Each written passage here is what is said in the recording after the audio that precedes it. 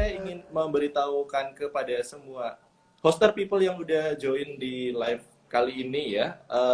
Jadi untuk sesi break talk ini adalah di mana kita membuat sebuah talk show secara virtual gitu ya. Kita tanya jawab dengan beberapa narasumber. Sudah banyak episodenya sampai episode 13 hari ini. Jadi untuk teman-teman yang kepo dengan episode-episode sebelumnya bisa langsung cek aja di IGTV-nya nih Aga Hoster biar bisa dapat ilmunya kayak gitu. Oke. Oke, Benar. sebelum kita masuk ke sesinya silakan mungkin boleh memperkenalkan diri terlebih dahulu Mas Reza. Oke, Ini sebenarnya oke. siapa? Ya, halo teman-teman semua yang nonton, mungkin apa, follower saya juga dan orangnya Ghoster. Soalnya saya jarang banget live ya, jadi ya Oh agak gitu. deg-degan gitu. Ya, jadi ya halo teman-teman semua. Perkenalkan, nama saya Reza Radityo.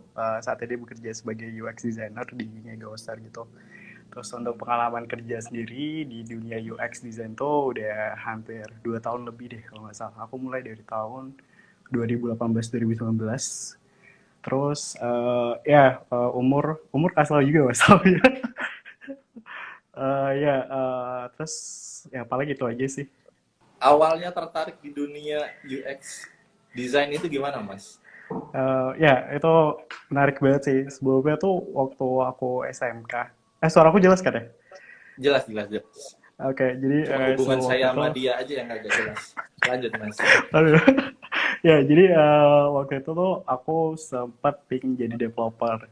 Saat itu tuh Oh. kepikiran jadi developer tuh cukup tinggi gitu karena aku ngerasa kayak aku pengen kerja di dunia tech deh, kayak aku pengen ngerasain tuh kerja di dunia di tech di tahun 2017-2018 karena lagi-lagi boomingnya banget lah San Francisco, Bay Area, Silicon Valley tuh kayak wow banget lah buat aku gitu. Terus aku kayak nyari tahu gimana sih aku bisa ngambil bagian gitu dari lajunya teknologi itulah. Terus kayak aku mikir oh jadi developer gitu. Pada saat itu tuh ada orang yang terdekatku tuh yang jadi developer gitu dan dia kerja di perusahaan luar negeri gitu dan aku cukup fascinated lah oleh hal tersebut kan. Hmm.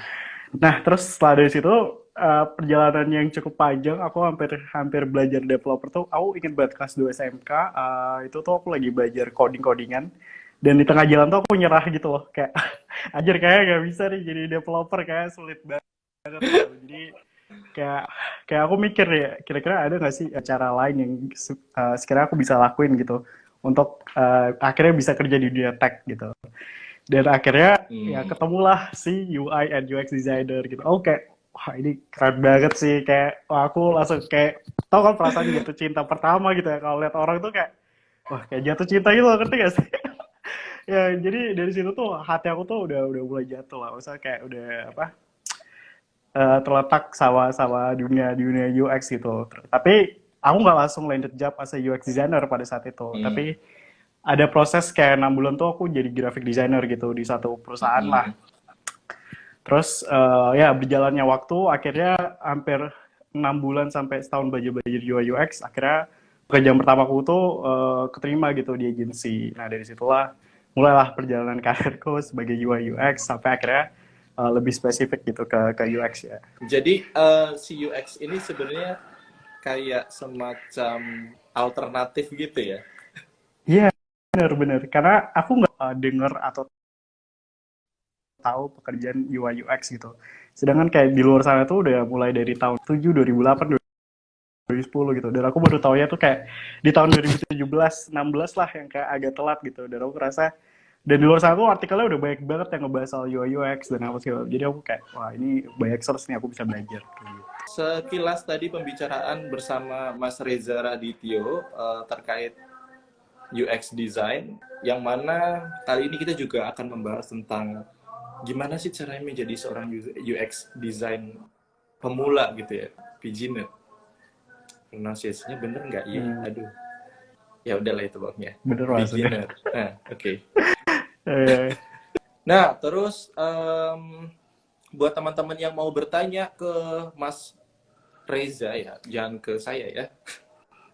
Ke Mas Reza ini tentang UX design sebagai seorang pemula mungkin ada yang eh, kayak apa ya menjadikan ini suatu alternatif juga seperti Mas Reza untuk join di dunia IT, di dunia teknologi. Kalian bisa langsung aja cantumkan pertanyaan kalian di kolom di bawah yang ada tanda tanyanya. Nanti silakan kalian masukkan pertanyaan kalian ke sana, nanti akan saya bacakan dan akan dijawab oleh Mas Reza Radityo. Begitu ya semuanya. Sekarang kita lihat sudah ada berapa? Oh, sudah ada 72 juta penonton ya di sini. Sudah ada yang bertanya atau belum? Mari kita lihat.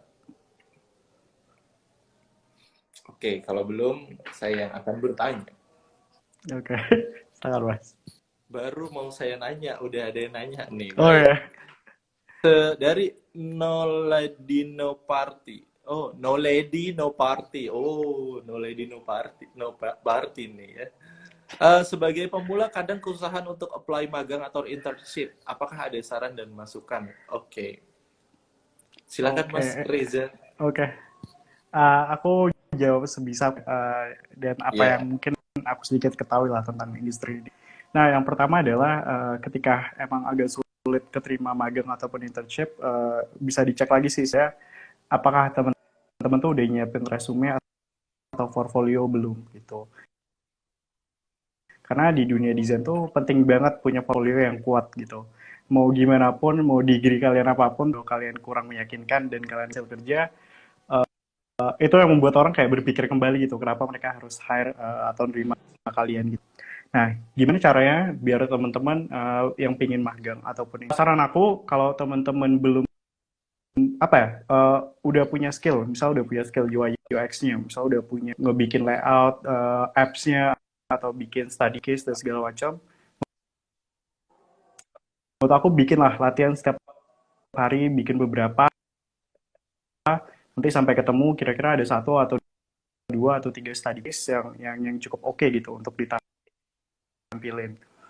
Nah, tapi kalau misalnya teman-teman belum ada skill ya gitu, belum belum ngerasa kayak oh belum punya pegangan gitu, menurut aku dicepetin di latihannya dulu sih. Kayak ngambil waktu kayak 3 bulan, 6 bulan, 4 bulan untuk benar skill desainnya gitu. Ya bisa nanti kalau hasil latihan teman kalian tuh bisa di-post di Dribble atau di Medium atau di mana gitu sebagai bentuk teman-teman tuh ngebangun dari skillnya dulu sih pelan-pelan gitu. Nah tapi kalau misalnya ternyata jadi portfolio teman-teman dan ditunjukin gitu proses desain teman tuh seperti apa gitu, karena ya gitu orang pengen ngerti saya apa ya pikiran kalian soal desain tuh gimana, terus proses kalian sampai ke satu keputusan tuh seperti apa dan gimana gitu. Jadi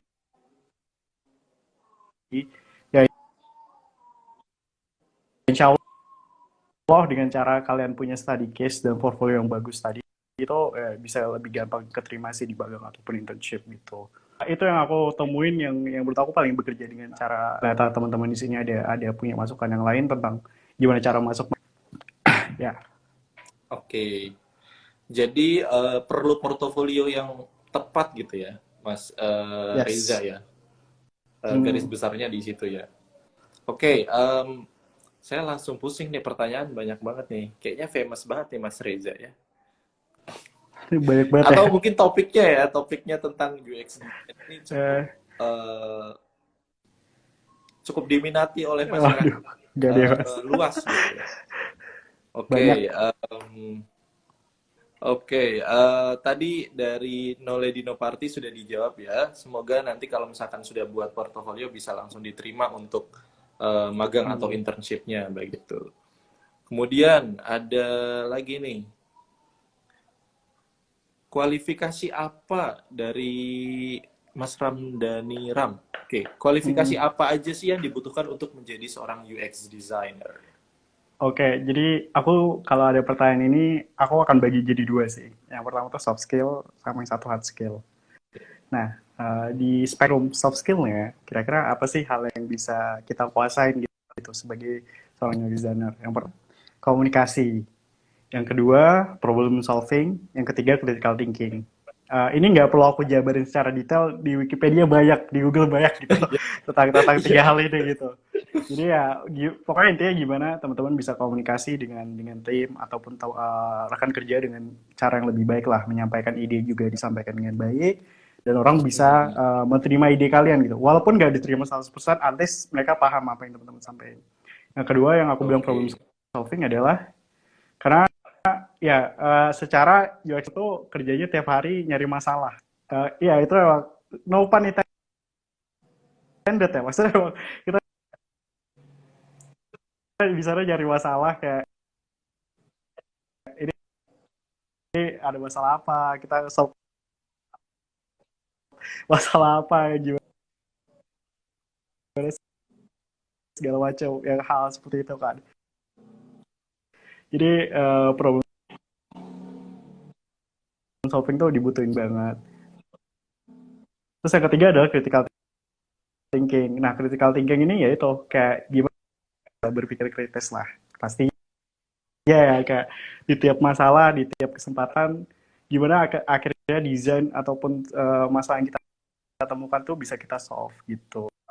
Itu buat si Betul. soft skill ya. Hard skill hard skill ya paling nguasain tools gitu kayak Figma gitu karena apa ya udah go to lah orang-orang aja. Terus yang kedua search gitu. Gimana sih cari tahu permasalahan tadi? Kan aku udah ngobrolin soal problem solving di awal. Ajarin teknik untuk nyari masalah tadi gitu. Dan untuk menyelesaikan masalah tadi. Kayak misalnya bikin apa? Bikin user flow, bikin what perlu dipelajarin gitu. Oke. Oh ya hal-hal tadi yang teman-teman itu bisa dilakukan seperti tadi. Nah yang terakhir framework mindset. Jadi di dunia desain tuh akan ada banyak muncul jargon-jargon lah ya, soal design thinking, double diamond process dan segala macam. Nah hal itu perlu diperhatikan juga sih di awal-awal. Seperti itu. Oke. Tuh buat teman-teman yang tadi nanya kualifikasinya apa aja, terdiri dari dua garis besar yaitu adanya Ya, soft skill sama satunya apa tadi Mas? hard skill, hard Oh skill. ya, hard skill. Gitu aja gue nggak tahu Ya, gimana nih deh. Kita buka yang ada di sini dulu ya, yang ada di questions sections, yang ada tanda tanyanya. oke. Nih, dari Felicia Felicia Andriani mungkin ya. Mas Reza itu belajar UX bisa otodidak atau harus ngambil kelas lagi? Ya, aku bantu ngejawab. Semoga suaranya juga jelas. Jadi aku pribadi aku ngambil jalur otodidak gitu. Oh, Karena pada zamannya, pada tahun 2017-2018 itu belum ada course yang kayak berjamur gitu kayak sekarang di mana-mana. hmm, Jadi ya aku ngambil jalur otodidak sih. Cuman ketika aku ditanyakan apakah seorang harus ikut yang otodidak, apa harus ikut course atau apa, itu balik lagi ke pribadi masing-masing sih. Kapabilitas dalam belajar itu seperti apa gitu. Kalau ternyata teman-teman senang belajar sendiri dan bisa ngasilin sendiri, ya go with it gitu. Cuman kalau misalnya ternyata teman-teman merasa, oh kayaknya aku perlu belajar sama orang yang lebih paham dan itu akan ngebantuku lebih cepat, ya silakan aja gitu. Nah tapi dua cara ini apa ya? Jangan jangan jangan saling dikucilkan gitu loh. Autodidak apaan sih? Paling nanti susah dapat kerjaan. Terus ada yang bilang juga apaan sih course itu susah ntar dapat kerjaan yang kayak gitu. Tapi mindsetnya gini, gunain hal tadi itu sebagai support ataupun tools ya. Jadi jangan sampai gunain hal tersebut untuk ngerasa bakal dapat advantage lebih gitu. Karena dua-duanya sama-sama belajar gitu loh. Jadi perlu diingat kayak gitu sih. oke.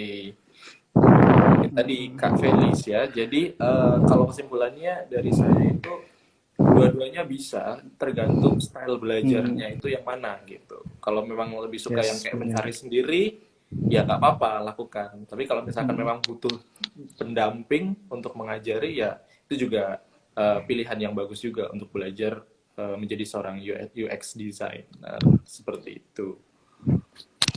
Oke, ada lagi nih Mas. Dari text from Billboard. Halo, selamat malam Mas. Tools yang cocok wow, untuk oke. desain UX bagi pemula apa Halo, Mas? malam. Aku akan setiap kali ditanya terus aku akan so jawab Figma sih. Karena ya aku suka banget pakai Figma. Terus yang pertama Ya, Figma itu udah di mana-mana gitu. Di tiap perusahaan tuh pada pakai tools Figma gitu. Jadi semakin cepat teman adaptasi dengan tools yang sering dipakai di industri, nanti at the end of the day juga semakin cepat gitu. Teman-teman juga adaptasi ke industri dan perusahaan yang teman-teman masukin tanpa teman-teman harus belajar toolsnya lagi gitu. Karena pada saat proses belajarnya udah belajar toolsnya gitu, jadi Mm-mm. nggak akan kesulitan lah gitu.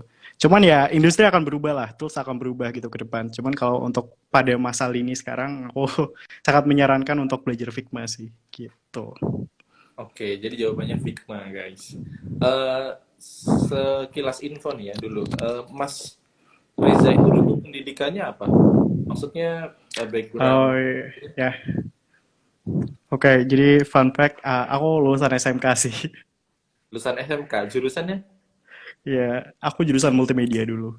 Oh, jurusan multimedia. Begitu guys ya. Tadi Ya. soalnya ada yang nanya tuh, dari UX design itu harus yang punya latar belakang IT atau enggak sih gitu. Gitu. Hmm. Oke, tadi ada yang nanya hal yang simple nih ya. Mungkin kita ngomongin Hmm. UX dari tadi itu sebenarnya UX itu apa sih? Biar orang yang Oke. awam juga tahu nih UX itu apa. Oke, jadi kalau dilihat di Wikipedia dan artikel-artikel lain tuh pasti apa ya, banyak gitu. Orang tuh ngartiinnya banyak hal lah. Mm-mm. Tapi inti sarinya adalah UX itu ya, menurut aku observasiku dan apa yang aku kerjain itu gimana sih caranya kita bisa mensupport suatu orang. Jadi kayak suatu orang ketika menggunakan layanan ataupun produk ataupun sebuah interaksi itu tuh biar sama-sama kohesif gitu loh, biar sama-sama jelas gitu. Jadi dalam artian ketika teman-teman nih misal lagi interaksi sama Mm-mm. laptop atau interaksi sama HP atau teman-teman lagi interaksi sama sebuah produk atau layanan, gimana biar aku bisa mastiin apa yang aku sediakan, apa yang aku suguhkan, itu tuh berjalan sinkron sama apa yang teman-teman mau gitu. Jadi interaksi di sini tuh kata kuncinya adalah interaksi gitu. Jadi Oh, gimana teman-teman berinteraksi. biar punya interaksi ya, interaksi yang cukup memuaskan, yang cukup enak, yang cukup oke lah pada saat menggunakan sebuah layanan, jasa, produk atau apapun itu yang ada interaksinya gitu. Jadi Oke. secara garis besar sih UX itu seperti itu. Oke. Jadi menyediakan sesuatu yang sesuai dengan kebutuhan interaksi yang akan dilakukan gitu ya Mas ya. Iya, yeah, benar-benar. Secara garis besarnya gitu sih UX itu. Oke. Aduh nih Hmm. rame banget nih di atas tuh tadi belum sempat kebaca. Em, oh ada yang nanya kalau misalkan pengen lihat karyanya Mas Reza di mana tuh? Aduh ini boleh promosi. Ya, jadi kalau teman-teman mau lihat karyaku bisa cek di dribble.com, namanya Renesang, sama kayak nama Instagramku. Terus kalau di Medium kalian bisa cek namanya Reza Radityo. Terus apa lagi ya? Ya aku baru dua itu aja sih yang aku sering upload dan Oke beberapa itu kali guys. nulis dan beberapa kali desain. Itu sih guys. Oke. Nih mungkin dari sana bentar kita cari yang rada ringan dulu. Oke. Oke. Oh, tadi kan udah dijawab nih Mas Mukti Tio nih. Jadi kan si Mas Mukti ini nanya nih skill apa lagi yang dibutuhkan selain skill desain jadi seorang UX designer. Jadi tadi di Hmm, awal ada namanya soft skill sama hard skill. Kalau misalkan mungkin ingin lihat lagi penjelasannya nanti bisa di rewatch ya di IGTV-nya Niaga Hoster. Setelah selesai akan saya upload gitu. Oke, mengingatkan kembali buat teman-teman yang udah join di live-nya Niaga Hoster untuk Break Talk yang ke-13 ini, silakan capture setiap momennya. Jangan lupa upload di Instagram, Twitter, atau Facebooknya kalian dengan tag akunnya Niaga Hoster dengan hashtag Niaga Hoster Event ya guys, karena ada giveaway OVO atau GoPay. Nanti siapa tahu kalian bakalan jadi salah satu yang beruntung dari pemenang giveaway tersebut. Begitu. Nah, karena sudah tidak ada lagi yang ringan pertanyaannya, ya sudah ya. Masuk ke pertanyaan yang oke. agak sedikit medium levelnya nih. Nah, biasanya kan ada kesepakatan yang harus dipenuhi antara seorang UX design dan juga front end programmer gitu ya. Nah, Hmm, gimana sih solusinya biar tidak ada apa ya bentrok antara front end programmer dengan seorang UX designer? Ini pertanyaan dari Mas Hendro PRWK oke. 08 begitu. Oke, sip. Aku ngebantu jawab sebisanya ya. Ya. Jadi kalau di case dan scenario yang aku sering temuin, kita kan gunain yang namanya sprint planning ya. Jadi sprint tuh bisa jalan 1 sampai 3 minggu atau sampai 2 minggu atau 2 minggu lah gitu. Nah, sebelum kita mulai sebuah task ataupun source sprint, itu ada proses yang namanya grooming gitu. Nah, grooming ini adalah proses gimana seorang desainer, aku, dan teman-temanku nantinya itu tuh akan bertemu sama tim developer gitu untuk ngebahas kemungkinan desain ini tuh kalau jadinya tuh gimana gitu, kemampuan dari developer seperti apa, yang ditawarkan oleh desainer tuh seperti apa gitu. Nah, nanti pada akhirnya dari hasil diskusi itu baru kita bisa nentuin nih, ini udah bisa dimulai belum sih sprintnya, atau ini ada perlu berapa perbaikan lagi sehingga developer bisa nge-adjust gitu. Atau kadang both ways gitu. Kadang ada di mana posisi developer yang benar-benar harus nge-adjust ke desainernya karena itu udah kebutuhannya user lah. Ini harusnya pokoknya didesain kayak gini, datanya seperti ini, research-nya seperti ini, dan developer harus bisa nyesuaiin gitu. Jadi kita sih biasa sebut sesi itu sebagai grooming sih, atau backlog grooming. Dan mungkin teman-teman yang udah kerja di startup atau teknologi sering lah nemu-nemu kayak gini. Oke. Gitu. Ya itu ya guys ya tadi jawabannya dari Mas Reza terkait gimana caranya menyatukan pemikiran seorang apa namanya kita sebutnya front end programmer ya dengan seorang Hmm. UX designer seperti itu. Oke, ini ada yang nanya lagi, Kak bisa ditulisin challenge-nya tadi? Oh ya di bawah mungkin. Oke, ada yang jawab juga, upload screenshot live IG ini terus tag akunnya Niaga Hoster sama hashtag Niaga Hoster Event. Wih, Kak Ami, jangan-jangan Anda adalah penonton setianya Niaga Hoster sampai hafal seperti saya. Oke, eh ada pertanyaan singkat dari Mas Sofiullah underscore Grassjaw. Penting mana nih UI sama UX, Mas Hmm. Reza? Ya, aku akan jawab lagi sepengetahuan aku. Keduanya nggak bisa dipisahin. Ketika bikin produk, kedua hal tuh menurut aku nggak bisa dipisahin sih.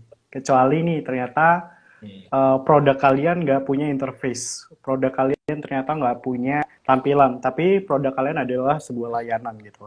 Nah itu biasa refer ke service designer sih, atau customer experience gitu.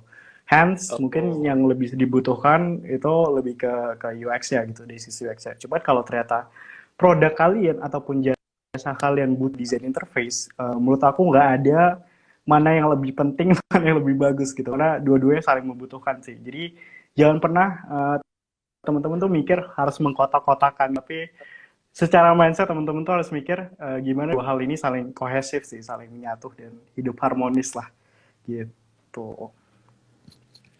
Gitu Mas oke Riza. ya guys. Ya. Jadi nggak bisa dipisahkan ya, harus berjalan beriringan Hmm, gitu. Em, yes benar. Contoh, boleh nggak Mas kasih contoh produk yang tidak ada interface-nya tadi ya? Nah, Oke, misalnya contoh ini contoh paling simple banget nih. Ya, misalnya contoh kita pergi ke restoran McDonald, atau pas di restoran McDonald kan nggak ada interface yang bener-bener interface banget gitu. Di situ hmm, kita punya interaksi sama kasir dan sama kita gitu.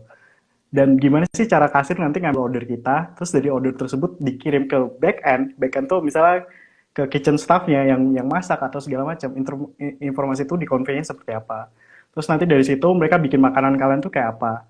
Nah, nanti sampai ke deliver ke kalian tuh seperti apa. Itu contohnya gitu. Nah, kalau kalian mau tahu lebih dalam, itu namanya service design sih. Mungkin teman-teman bisa cari habis dari sini. Terus gimana mungkin caranya ini kalau misalnya orang di kitchen itu tuh nge-produce suatu hal itu dengan lebih cepat tuh kayak gimana sih caranya? Misalnya contoh kayak McDonald tadi, McDonald tuh udah punya sistemnya sendiri gitu untuk nge-produce makanan gitu. Hence namanya fast food kan. Mereka punya istilah fast food tuh karena mereka udah bikin suatu sistem yang cukup efisien, yang bikin Hmm. suatu hal tuh lebih cepat, lebih enak interaksinya, sehingga mereka bisa ngasilin makanan dengan waktu yang cepat dan di deliver ke kita juga cepat gitu. Jadi itu bisa jadi salah satu apa contoh sih gitu. Oke, begitu ya guys ya, kurang lebih untuk jadi saya lebih punya apa ya, display gitu di pemikiran saya. Oh gini nih, kalau misalkan nggak ada interface-nya gitu. Aduh ya. Ini satu pertanyaan beranak Iya. pinak. Orang-orang tuh memang sangat antusias ya. Mungkin ini kayak apa sih? eh Apa ya? Zaman sekarang tuh kayak rame aja gitu ya. Orang-orang coba desain gitu. Kebetulan adik Iya. saya juga jurusan multimedia di SMK yang gitu. Oke, Oke. mungkin bisa jadi UX designer juga sih. Amin ya. Semoga di masa depan dia mau berusaha Amin, ke arah situ gitu ya. amin, Em, amin, amin, amin. ada pertanyaan benar lagi nih, rame banget panjang. Oh ya, buat teman-teman yang mau nanya, takutnya nanti kena apa namanya ya, tenggelam gitu. Jadi bisa langsung tanya aja di kolom question yang ada tanda tanyanya di pojok kanan itu ada kolom untuk bertanya. Jadi di situ tidak akan tenggelam oleh komen-komen yang lain seperti itu. Oke,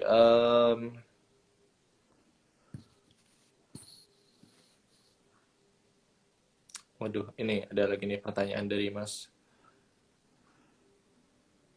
Oke, Ami AGST. Nah, tuh, ada dua yang nanya. Daily Apa tuh? activity-nya seorang UX designer itu ngapain aja sih, Mas? Selain bernafas gitu ya kan? Hirup Daily oksigen, activity ya? keluarin karbon dioksida. Ya, ya, ya, ya.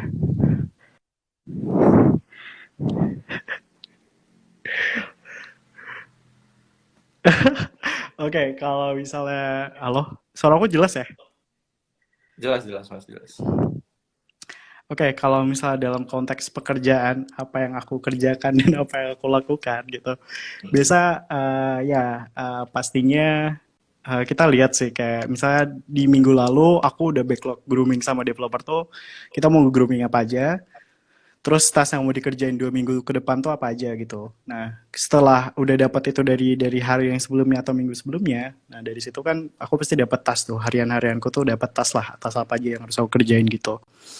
Nah, dari situ ya aku milih nih, aku prioritas prioritas kira-kira mana sih task yang aku mau kerjain duluan, urgensinya seperti apa gitu. Nah, itu urgensi biasa nanti ya itu balik ke soft skill, komunikasi lagi sama orang-orang terkait gitu. Iya, Ini yang mau dikerjain yang mana dan segala macam yang kayak aku bilang tadi gitu. Karena kita bukan yes man ya, kayak semua hal harus di yesin tuh enggak gitu. betul, Karena betul. ya harus dipikirin lah prioritasnya ini mau yang dikerjain yang mana dulu dan segala macam. Jadi kalau misalnya dilihat di hari Senin ya, misalnya hari Senin itu pasti aku akan nge-review taskku dulu sih kayak, oke ini aku mau ngerjain ini, ngerjain itu. Baru nanti aku plan the whole weeks kira-kira mana yang mau aku masukin di hari apa, task yang mana yang mau aku kerjain di hari apa gitu. Baru nantinya setelah itu ya pasti aku kerjain lah tas-tasnya tersebut. Baru biasanya seorang UX designer tuh atau designer tuh banyak meeting juga sih kayak terkait deliverance-nya seperti apa yang mau di-deliver itu nanti ke stakeholder itu seperti apa, tas yang kita buat dan selesai itu nanti kita presentasinya seperti apa, nanti dari meeting itu apakah orang itu udah senang apa belum sama solusi yang kita tawarkan dan segala macamnya kayak gitu. Itu gambaran besarnya, itu gambaran gedenya lah. Kita ngerjain apa aja tuh pasti pasti itu akan jadi makanan sehari-hari gitu hal yang tadi aku sebut gitu. Dan pasti kita ngedesain wireframe, desain solusi, kira-kira dapat masalah apa nih? Ternyata dari researcher punya reporting, oh ternyata screen yang kemarin ada masalah nih di teksnya atau di buttonnya atau ternyata banyak user yang terjadi bounce rate kayak oh ini kenapa nih bounce rate yang segala macam itu harus dicari tahu juga gitu. Terus sama setelah itu ya itu bikin solusi lah. Maksudnya bikin solusi itu kayak bikin desain dan segala macamnya lah. Berdasarkan dari permasalahan-permasalahan yang mungkin kita temukan di minggu lalu, di sebulan yang lalu, di 2 bulan, 3 bulan yang lalu dan kita mau kerjain sekarang. Itu hal-hal yang kita kerjain gitu. setelah kita dapat solusi yang kayak tadi aku bilang, meeting-meeting tadi tuh berguna untuk kita deliver kerjaan kita gitu, deliver apa yang udah kita kerjain untuk si tas-tas tadi gitu. Oh ternyata kemarin misal contoh aku nemu permasalahan di screen B. Stakeholdernya siapa, PM-nya siapa, dan ternyata aku bikin solusi gitu untuk permasalahan si B tadi, terus aku deliver ke PM-nya. Nah habis deliver ke PM, kayak oh ya udah PM yang ngerasa oke dan segala macam, nanti dilempar lagi ke UI designer. Jadi ya aku biasanya bikin logic atau flow-nya sih dari sebuah interaksi gitu. Kayak yang tadi aku bilang, ya kata kuncinya interaksi kan. Jadi ya aku bikin logikanya, bikin flow-nya, terus nyari tahu apakah flow atau solusinya ini nanti bekerja dengan baik apa enggak, itu kerja bareng sama researcher lagi sih. Tapi mostly kayak gitu sih. Terus habis deliver dan segala macam, tentunya ada proses di mana aku harus mendokumentasikan kerjaanku. Ya, ini kalau bisa dibilang kayak apa ya, paperwork-nya lah kayak jadi biar apa yang kita punya tuh nggak hilang kemana-mana gitu. Jadi orang tuh nganggap apa ya, nggak nganggap kita nggak kerja gitu, desainnya mana apa segala macam. At least kita udah punya dokumentasi dan paperwork yang tadi aku sebut itu karena penting banget untuk pegangan dan future reference sih. Jadi setelah kerjaan udah selesai semua, diusahakan untuk melakukan dokumentasi lah. Kita udah ngerjain apa dan segala macam. Itu untuk day to day-nya sih, kayak daily activity-nya cukup padat sebenarnya. Sebenarnya cukup abstrak gitu kalau dilihat, cuma ya gitu emang banyak gitu kadang. Iya. Ya itu tadi Ya, runtutan aktivitasnya Mas Reza Radityo ya. Dari awal tukang cari masalah gitu ya kan, terus mendiskusikan masalahnya dengan pihak-pihak tertentu. yes, Jadi sekali lagi ya, mungkin kebanyakan orang berpikir bahwa orang yang bekerja di dunia IT seperti kayak mengesampingkan namanya public speaking atau communication skill gitu. Padahal sebenarnya ketika kita sudah masuk ke dalam sebuah tim, mau nggak mau kita di sana dituntut untuk bagaimana cara menyampaikan hasil atau ide atau gagasan yang perlu kita diskusikan dengan orang-orang di dalam tim tersebut. Jadi tidak hanya apa yang kita buat, tapi apa juga yang menjadi hambatan atau apa yang menjadi temuan itu yang perlu didiskusikan supaya yes, hasilnya itu maksimal gitu ya Mas ya. Oke, jangan benar-benar. lupa juga Setuju banget. dokumentasi itu ya, biar kalau misalkan ditanya, Ya, nih hasilnya mana nih, adik nih gitu kan.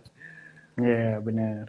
Tuh, jadi ada buktinya, kayak kerja nih gitu, nggak tiduran atau Ya, rebahan nih kan. Nah, wah lengkap banget penjelasannya, makasih Kak. Ya, sama-sama kami. sama-sama. Oke, ada orang baru nih, Julio Adam P masuk. Oke, ada pertanyaan lain nih. Wah, pertanyaannya juga agak mirip-mirip, jadi langsung aja aku tanyain ya. Ya, Eh, Cara belajar UX bagi pemula atau pertama kali belajar tentang UX itu tadi sebenarnya udah dijelasin sih ya. Jadi awalnya Mas ya, Reza ini tuh tadinya pengen jadi developer nih. Saya ceritain balik nih ya. Tadinya pengen jadi developer, tapi kayaknya kok berat gitu. Terus menemukan satu hmm, alternatif yaitu menjadi seorang eh, graphic designer gitu. Nah, setelah jadi seorang graphic hmm, designer, dia mengembangkan sendiri ilmunya eh, ya dengan bantuan niat dan kemauannya beliau seperti itu. Akhirnya jatuh cintalah ke UI UX design ini seperti itu. yes, benar. Saya kenal nih Julio Adam. Baru sadar saya. Anda ternyata. Oh iya,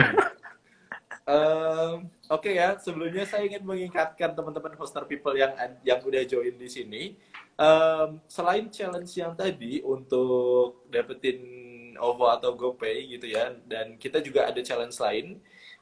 Kalian bisa langsung cek aja Instagramnya Niaga Hoster, postingan 7 hari yang lalu tentang menyambut kemerdekaan dengan menghias rumahmu seperti itu ya. Nah, di sana ada challenge untuk menggunakan stiker khusus dari Niaga Hoster gitu ya, dan di sana ada juga hadiah-hadiahnya dipasang di postingan 7 hari yang lalu punya Niaga Hoster, silahkan bisa dicek langsung. Nanti kalau misalkan belum ketemu ya bisa DM aja nih adminnya Niaga Hoster, serbu aja ya biar ada kerjaan ya. Maaf ya, ya admin sosial media. Oke, Hmm. mau cek lagi nih, ada pertanyaan apa lagi nih? Oh iya nih, ada nih. Hmm, UX designer itu ikut turun ke lapangan atau enggak, Bang? Konteksnya apa nih? Turun ke lapangan itu kita ngelakuin research atau turun ke lapangan kita ngelakuin observasi nih? Gimana nih? Oke, Aku perlu tahu jadi dari konteksnya siapa nih. nih? Kak Rin, silakan diperjelas pertanyaannya, turun ke lapangannya melakukan apa begitu ya? Hmm. Em, oke, tadi udah ya yang daily activity, ini juga udah. Oh ya, Mas, ini mungkin saya penasaran juga sih ya. Oke, Kalau oke, misalkan boleh, nih, boleh. Hmm. seorang apa yang terlintas di pikiran seorang UX designer ketika em, datang event kayak kemerdekaan gitu.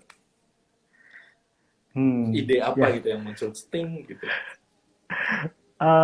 Ya, kalau menurut aku apa ya? Kalau aku ngeliat dari kacamata pribadi ya, aku nggak bisa merepresentasikan semua UX designer nih, karena pasti beda-beda gitu kan. Jadi kalau misalnya aku yang saat ini jadi UX designer ngelihat event 17-an, ya aku mikir sih sebenarnya aku mikir masalahnya dulu sih dengan ada event 17-an Oke, ini. Mungkin gini, Kak, ternyata kemarin ada satu tiket issue yang nggak ke-solve gitu, yang udah lama banget nggak ke-solve dan lagi dibutuhin banget gitu.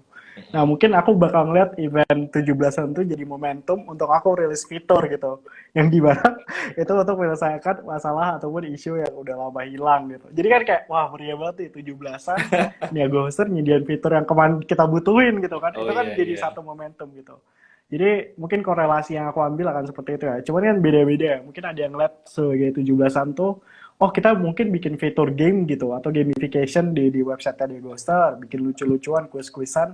Nanti yang menang bisa dapat poinnya Ghoster, bisa dapat kado atau apa yang kayak gitu. Jadi tergantung lagi kebutuhan dari stakeholder seperti apa, dan Hmm, kebutuhan dari kita sebagai seorang desainer tuh nantinya gimana gitu sih. oke. Jadi bener-bener kontekstual banget lah Oke, betul gitu. betul betul. Jadi tadi sebenarnya Ya. kalau saya ambil garis besarnya kalau Mas Reza itu kayak apa buat nyelesain PR nih kalau misalkan Iya. datang event 17-an nih ya kan lumayan gitu ya kan. Ya, eh, Oke. Nah, itu ada yang nanya lagi tuh. UX designer, UX researcher sama UX writer. Perbedaannya apa, Bang? banyak sih Bang. Oke, kalau Garis aku besarnya bisa aja, jelasin garis secara singkat besarnya ya, aja. perbedaan garis besarnya aja ya. Itu kalau itu bisa diomongin satu malaman lah perbedaan-perbedaan itu gitu. Nah, kalau UX designer tuh lebih mikirin ke logika interaksinya, lebih mikirin ke Oke. flow interaksinya. Misalnya Mm-mm. contoh nih, teman-teman kan suka main Instagram nih, sekarang lagi ikut live nih. Nah, gimana sih logika dari interaksi kalian tuh gini? Misalnya teman-teman pencet live.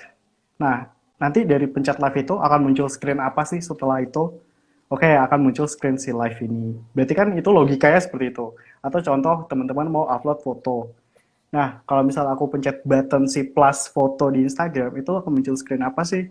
Terus nanti di situ ada komponen interaksi apa aja sih? Nah, itulah tugas seorang UX designer. Jadi dia mikirin logikanya gitu loh dari aplikasi. Dia ngasih otaknya, ngerti gak sih kayak Oke. suatu hal itu tuh perlu perlu ada logikanya gitu. Kalau enggak ya berantakan gitu. Jadi aneh, jadi nggak enak gitu. Jadi intinya seperti itu. Oke. Nah, UX researcher ini adalah orang yang nyari masalahnya gitu. Jadi kayak Oh, mereka baik. keluar ke lapangan, mereka mereka interview user, mereka ngelakuin testing dan segala macam.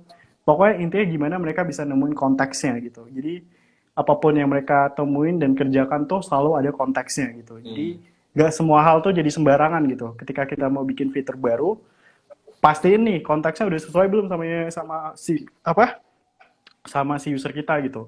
Dari researcher kemarin nge-researchnya gimana gitu dan kebutuhan mereka tuh seperti apa.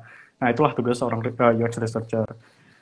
UX writer ya mereka adalah orang yang ngisi copy gitu. Jadi copy ataupun tulisan yang ada di dalam produk kalian gitu. Misalnya contoh kalau misalnya teman-teman lihat atau perhatiin Instagram kayak ada tulisan request to join atau send request to join terus Oh, ditambah deskripsi-deskripsi lainnya. Itu adalah tugas seorang UX writer gitu. Mereka ngasih bahasanya lah gitu. Jadi Hmm, biar bahasa tuh lebih mudah dimengerti, lebih enak dibaca. Orang baca tuh langsung paham dan tahu harus ngapain.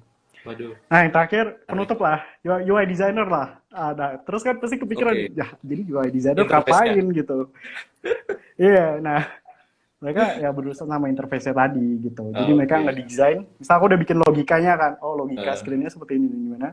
Tugas mereka lah yang mempercantik, mendesain untuk bisa dipakai sama banyak orang oke. gitu. Wah, menarik ya. Saya kebetulan Iya, setelah mendengar penjelasannya, saya jadi tertarik pengen jadi UX writer nih. Ntar ya habis ini kayaknya bakalan bisa bisa. baca-baca, buka-buka website tentang UX writer itu Sangat gimana sih sangat. caranya ini upgrade skill. Oke, Oke, yes benar. dulu saya pernah dilibatkan dalam namanya usability testing. Nah, itu berarti Hmm, kerjanya UX researcher atau gimana? oke. Ya, itu tergantung. Kalau misalnya timnya ada UX researcher, itu bisa dihandle sama UX researcher. Cuman kalau ternyata nggak ada UXR, UX designer juga bisa recover sih. Tapi mostly usability testing kan tugasnya nggak research ya, nggak Hmm, evaluasi sebuah produk atau apa. Itu akan porsinya lebih gede ke UX researcher ya sih. Biasanya seperti itu. Oke, begitu ya teman-teman ya. Yap. Menarik juga ya. Aduh. Oke, Yes, sekali lagi yes. buat yang tertarik buat bertanya ke Mas Reza Radityo, di sini kita masih ada sekitar berapa ya, matematika saya nggak bagus lagi ya kan, 60 Di kurangi split lagi nggak sih?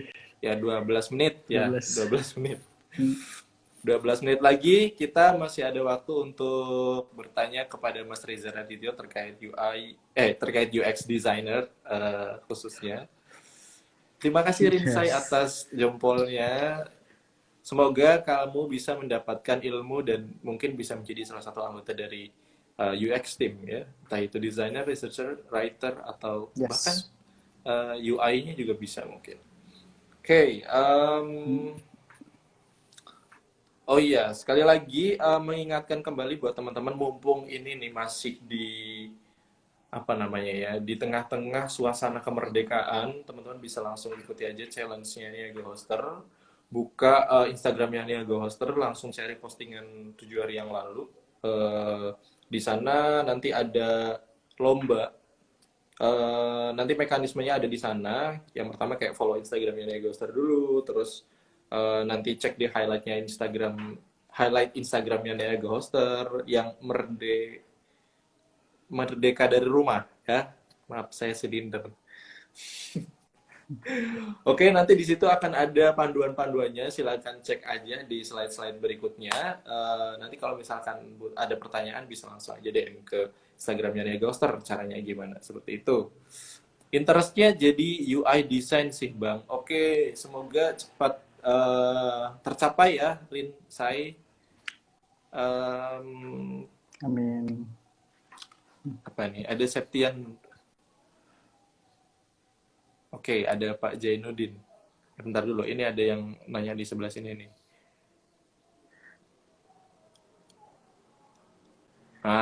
Nih unik nih. Orang-orang pasti bakalan nanya nih. Karena ketika mau terjun ke sebuah tempat, biasanya dia Oh ngeliat dulu betul. nih di tempat itu tuh ada buaya apa enggak nih gitu. Nah, kalau misalkan ada buaya, bisa naklukin buayanya atau dia bakal terbalik. Nah, Hmm. pertanyaannya adalah, Mas Reza, waktu kerja jadi UX designer pernah nggak nemuin obstacle waktu kerja? Kira-kira masalah yang paling sering Mas Reza hadapi waktu kerja itu apa sih?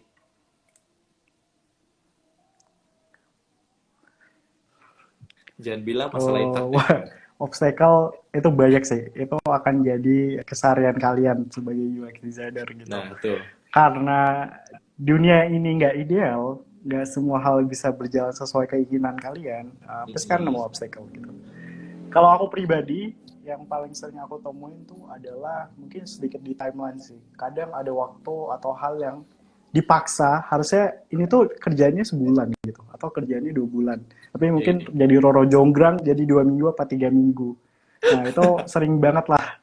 Baik. Itu sering banget ditemuin gitu lah case-case kayak gitu. Paling ya kalau aku sih manage timeline gitu. Terus yang kedua paling obstacle-nya tuh kadang susah nyari partisipan, kayak yang mau dites Oke. kayak nggak ada yang mau, atau yang mau diinterview juga nggak ada. Itu paling juga ada lah ketemu-ketemu obstacle kayak gitu. Nah kalau aku pribadi, ya dua itu. Sama yang terakhir adalah konteks yang kurang kuat gitu loh. Kadang tuh kita udah ngelakuin research gitu. Tapi di tengah Hmm. jalan kita sadar, wah ini target personanya kayak udah salah deh. Ini kayaknya orangnya salah deh yang kita tanya. Itu tuh kadang ketemu juga gitu loh. Walaupun di awal kita kayak udah research planning yang gimana-gimana, masih ada aja feeling-feeling kayak, oh ini udah salah nih yang kayak gitu-gitu. Itu bisa terjadi juga yang kayak gitu-gitu. Cuman Oke. yang paling sering yang kedua tadi sih, kayak timeline sama apa tadi, Narasumber. ya itu susah nyari partisipan sih. Kadang Oh, kadang itu sih partisipan. yang Kok aku temuin. narasumber sih? Ya, bukan. Ya bisa dibilang kayak gitu, narasumber partisipan. Oke, itu ya teman-teman ya. Jadi tantangannya kalau dari Hmm. Mas Reza Radityo sendiri adalah timeline sama partisipannya gitu. Yaudah, saya Hmm. yang jadi partisipan aja, Bang. Nah, siapa tahu nanti Niaga Hoster bikin Boleh, boleh. kayak dulu tuh Niaga Hoster pernah bikin disability testing tuh. Buat teman-teman yang pernah join di acaranya Niaga Hoster itu pokoknya yang ngobrol-ngobrol sama hoster people banyak banget gitu lah ya. Oh, customer meetup namanya. Nah, itu sempat ada Hmm. beberapa customer yang memang dapat kesempatan untuk menjadi partisipan Partisipan. di usability testingnya Niaga Hoster gitu. Makanya patengin terus ya sosial medianya Niaga Hoster atau join semua event-eventnya Niaga Hoster. Siapa tahu kalian memberikan kontribusi terhadap kesuksesannya Niaga Hoster. Begitu. Oke, wah ini udah dijawab tadi juga ya sekalian. Oke, nah ini Mas singkat aja jawabannya. Apa tuh? Basic Apa? UI, basic UX itu perlu belajar apa sih? Basicnya, Bang. Basicnya banget ya. Basic minimum entry barrier-nya adalah belajar mindsetnya sih, frameworknya untuk proses kerjanya. Contoh Oh, paling populer adalah design thinking. Jadi oke. menurut aku, saran aku belajar aja soal design thinking dulu. Kayak gimana sih proses seorang desainer dari nemuin masalah sampai akhirnya nge-deliver solusi ya gitu. Jadi menurut aku dapetin aja dulu mindsetnya, pikirannya, baru nanti dari situ belajarlah hard skillnya kayak yang aku bilang, belajar toolsnya, terus belajar Hmm, gimana ngebangun solusinya, gimana gimana gitu sih. pelengkapnya gitu ya. Ya, Oke, itu lengkapnya. Mas Septian Tirozi. Jadi belajar design thinkingnya. Nah, Mas ada apa ya? Kalau mungkin di Break Talk sebelumnya kan ada website-website yang bisa dijadikan sarana untuk belajar pada saat itu. Pokoknya belajar topik yang kemarin lah ya pokoknya. Nah, ini ada juga nggak Mas Hmm. referensi yang bisa Mas Reza kasih untuk belajar design thinking gitu? Atau mungkin Mas Reza pernah menciptakan sendiri kayak gitu? Ya, sebelum ke aku rekomendasi yang lain dulu ya. Oke, Jadi baik. ya, ya, pertama aku rekomendasi Interaction Design Foundation. Buat teman-teman yang mungkin nyaman dan udah bisa bahasa Inggris, itu source-nya penuh banget dan banyak lah di sana. Terus yang kedua si apa Nelson Norman Group atau NNG. Menurut aku itu juga jadi source yang paling banyak. Bisa jadi kitab kedua atau salah satu kitab utama Mm-mm. anak-anak desainer yang ada referensi lah. Jadi yang pertama ada Interaction Design Foundation atau IDF. Terus yang kedua ada Nelson Norman Group gitu. Terus yang ketiga ya follow lah Medium tuh banyak banget, ada UX Collective, UX Planet, terus ada UX Magazine juga. Itu silakan lah dicari tahu gitu. Nah, untuk konten bahasa Indonesia yang aku suka banget, yang menurut aku ini cukup insightful dan ngebantu banget lah untuk teman-teman. Yang pertama tuh ada Halo Designer, terus yang kedua tuh ada ini Dunia Dalam Desain. Menurut aku dua dua platform ini dua media sosial ini ada di Instagram. Jadi silakan follow lah. Menurut aku mereka sangat insightful banget. Nah kalau yang punya aku, ya, Nah, aku biasa ada ngisi kelas. Aku ada ngisi kelas juga di Niaga Hoster, namanya Niaga Hoster. Pokoknya tiap bulan ada lah. Aduh, aku aja sampai lupa. WP Course, ya WP Course, WordPress oke. Course. Jadi kayak itu lebih ini sih, aku lebih hands-on ngajarin teman-teman buat soal gimana sih design thinking, praktek design thinkingnya gimana, delivery gimana. Jadi ya pantengin aja sih, katanya bakal selalu ada tuh muncul tiap bulan. Eh, terus sama yang kedua, aku ada UX course di Niaga Course sih buat yang teman-teman pemula. Nggak sempurna, tapi at least cover beberapa hal lah di dalam situ. Oh, oke. Jadi di Niaga Gitu. Hoster Course itu juga ada ya, Mas ya? Yes, ada kok. Ada dua lagi course ya. Yang pertama sama temanku Mm-mm. ada ngisi juga, sama yang kedua punya aku gitu. Oke, jadi ya guys, for Mm-mm. your information, jadi di Niaga Hoster itu ada namanya Niaga Hoster Course, di mana kalian bisa mengikuti kayak semacam panduan-panduan, yang mana kalau misalkan kalian udah ngelakuin satu, nanti kalian bakalan diarahkan ke panduan atau step selanjutnya, step selanjutnya. Jadi kalian kalau misalkan belajar sendiri kan mungkin kayak lompat, ini harus dari sini kemana lagi ya, dari sini Hmm. kemana lagi ya. Nah, di Niaga Hoster Course itu ada step-stepnya langsung begitu. Aduh, mantan CS Nia Ghoster, jadi gue tahu nih, Mas. Oke, Mantap, mantap. ya, sebelum kita mengakhiri, sekali lagi saya ingin mengingatkan buat, waduh, Mas Omah Syariah Modern, eh Gitu. nanti bisa langsung aja tonton di IGTV-nya Nia Ghoster. Nanti ini akan di posting recordingnya. Jadi bisa nonton langsung dari awal. eh, Pertama kali Mas Reza masuk sampai HP-nya jatuh, sampai Mas Reza balik lagi itu ada pokoknya. Nah, Oke. ya mengingatkan kembali buat teman-teman yang tadi sudah join dan sekarang masih join, terima kasih banget ya sudah setia selama 1 jam menemani kami berdua untuk sharing-sharing dan mendapatkan ilmu yang cukup dari Mas Reza ini. Jangan lupa untuk sekali lagi ya join challenge-challenge yang ada di sosial medianya Nia Ghoster. Kalian bisa langsung cek aja di Instagramnya dan kalau misalkan kalian mau dapetin OVO atau GoPay dari eventnya Ghoster yang ini, yang Break Talk 13 ini, kalian bisa langsung capture kemudian post di Twitter, Instagram, atau Facebook kalian dengan hashtag Niaga Hoster Event dan jangan lupa mention akun um, officialnya Niaga Hoster ya, baik akun Instagram ataupun Twitternya Niaga Hoster. Seru nggak sih belajar UX? Seru banget, makanya Mas Reza itu betah karena bisa ngasilin duit Ya. begitu. Nah, itu Ya, jawaban dari benar. saya. Terima kasih ya buat semuanya yang udah join sekali lagi. Dan selamat kembali lagi saya mengucapkan ya selamat ulang tahun untuk Republik Indonesia ya NKRI harga mati. Sudah 76 tahun Indonesia merdeka. Semoga Indonesia juga bisa merdeka dari banyak hal ya, entah itu Indonesia bisa sehat kembali, bebas dari COVID-19, kemudian Indonesia bebas korupsi, dan semua rakyat Indonesia bisa menikmati kemerdekaannya dari yang uh, kalangan bawah, menengah, maupun orang yang sudah berada seperti itu ya. Semuanya terima kasih ya buat semuanya yang udah join. Merdeka! Jangan lupa buat tetap ikutin semua event-eventnya Nia Ghoster. Stay tune di sosial medianya Nia Ghoster supaya kalian bisa dapat update-nya dan kalian bisa dapat benefit-nya. Terima kasih, selamat malam dan goodbye. Selamat bertemu lagi di Bye. event selanjutnya. Dadah. Terima kasih Mas Riza ya. Ya, bye.